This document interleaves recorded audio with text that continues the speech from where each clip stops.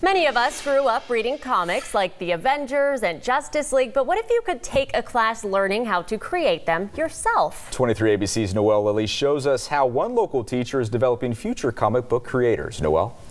Josh, Danielle, this is the kind of class that I would have dreamed of, okay? While covering Comic-Con, I met a local Bakersfield comic book artist who's now teaching students how to tell their own story.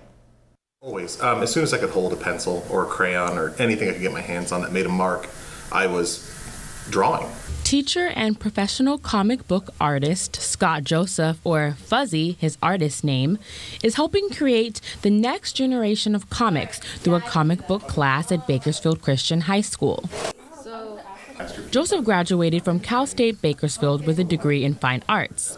In addition to teaching, a few years ago, Joseph began creating his own original comic book series called The War and Hope, which can be found on the shelves of comic book stores and online. So The War and Hope is a story that takes place during the time of Revelation. So it's like hell on earth and everybody's going crazy. It's supernatural elements of angels and demons.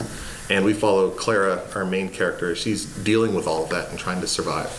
A reading comic book got me hooked on reading. So that carried over into my studies and inspired me to write and draw my own books. Joseph teaches a comic book class at BCHS where students are creating their own original comics.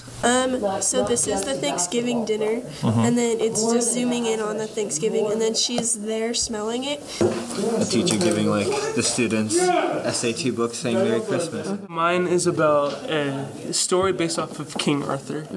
Joseph's teaching methods are unique, like teaching his students how to draw with coffee grounds, for example. Because it's coffee, and that's okay. That's like what made Jackson Pollock stuff so awesome. BCHS senior Kelly Kang says Joseph is one of her favorite teachers. He makes it a very comfortable environment. It's very open, and you don't have to be worried. You can be very free and open to do whatever.